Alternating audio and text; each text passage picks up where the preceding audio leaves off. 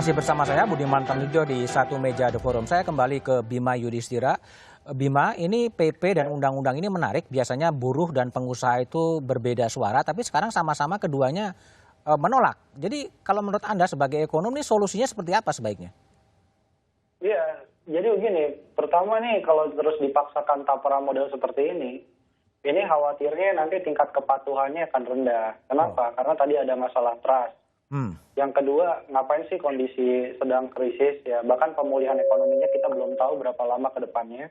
Ini yang membuat kemudian kayak BPJS nantinya, karyawan yang misalkan bilangnya 10 padahal secara real ada 20 karyawan, jadi understatement. Tidak banyak yang melaporkan secara jujur, kan itu yang dikhawatirkan. Jadi solusinya bagaimana? Kalau menurut saya sih, solusinya tapera ini, ya saya nggak paham hukum secara detailnya, tapi tunda dulu lah tapera ini, momentumnya belum tepat. Kemudian yang kedua adalah sebenarnya daripada membuat tapera, lebih baik pemerintah itu membuat badan pengawasan terkait dengan harga properti, khususnya harga tanah. Karena mau pakai land bank pun juga nggak bisa menyelesaikan masalah.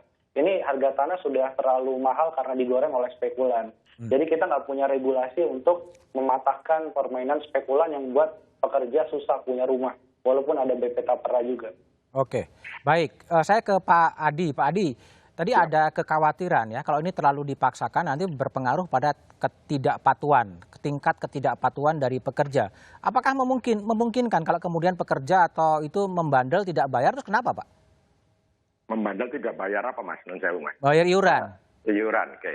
Kan tadi kita udah pakai roadmap Mas ya. Jadi kalau yang itu kan masih ada jeda 7 tahun. Jadi kami fokus ya itu. Oke. Nah tadi menarik sekali Mas Bimo terkait dengan kenaikan upah sama harga rumah ya. Jadi kami dari sisi demand side itu tegas.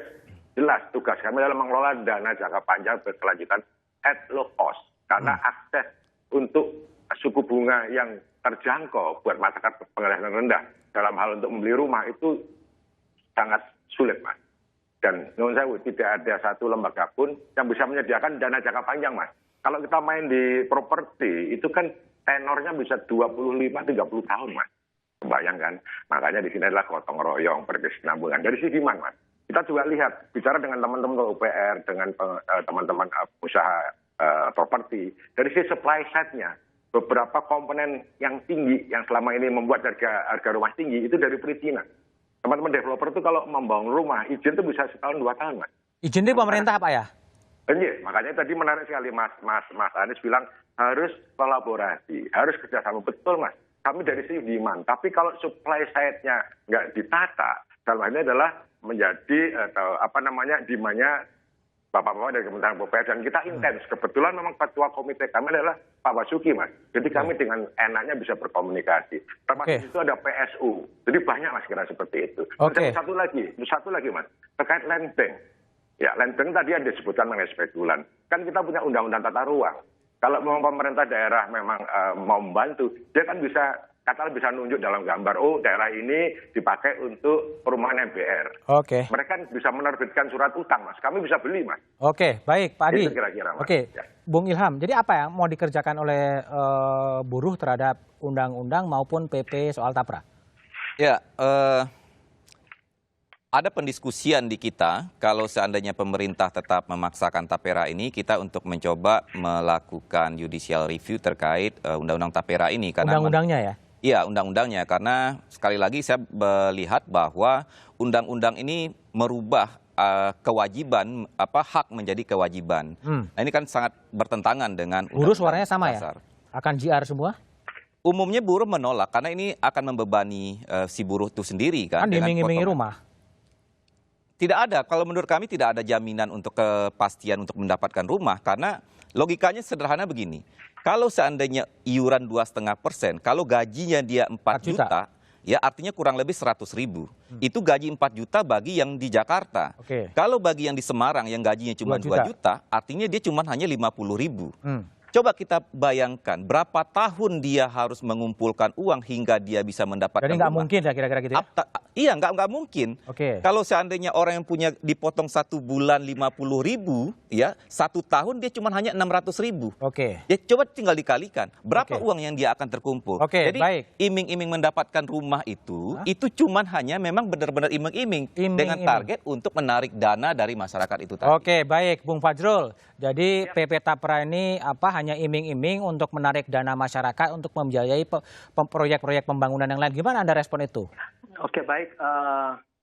Yang harus kita yakinkan bahwa rumahmu adalah surgamu ya. Rumahmu Jadi adalah bukan surgamu. janji surga. Oke. Saya ingin membenahi dulu pernyataan dari wakil rakyat tadi yang mengatakan baru usia 58 dia bisa membeli rumah. Tidak, pasal 38 itu menyatakan bahwa pembiayaan perumahan memenuhi persyaratan pertama adalah mempunyai masa kepesertaan paling singkat 12 bulan. Oh, Singkat 12 bulan. 12 bulan dapat rumah, Jrul? Ya, mendapatkan pembiayaan. Oh, pembiayaan rumah. Uang muka ya? Kemudian itu untuk orang yang belum memiliki rumah, kemudian menggunakannya untuk pembiayaan pemilikan rumah pertama, pembangunan rumah pertama, atau perbaikan rumah pertama. Jadi udah bagus. Kemudian yang kedua, saya ingin memberitahu juga Pendek aja, Jrul. kepada Bung Ilham bahwa kalau misalnya tadi kan disebutkan untuk yang di bawah upah minimum dapat mengambil rumah yaitu yang untuk masyarakat berpenghasilan rendah, ini yang sekarang sudah berjalan. Oke. Di tempat kami ada security yang gajinya juga sangat kecil, tapi Bisa dapat sekarang rumah. sudah bisa memiliki yang 1 juta rumah. Oke. Kemudian yang ketiga, ikuti roadmap yang sudah Roadmap. disiapkan oleh BP Tapera, dan kami berharap BP Tapera juga mendengarkan apa yang sudah disampaikan oleh para pihak agar lebih transparan, agar responsibel, dan kemudian juga akuntabel, sehingga bisa meyakinkan bahwa PP ini betul-betul memang untuk memenuhi mimpi untuk memiliki rumah pertama bagi masyarakat. Baik, Jadi, Bung Fajrul, terima PP kasih. ini Pak ada Andi, terima kasih. Bima dan Ilham, terima kasih telah bergabung di satu meja The Forum.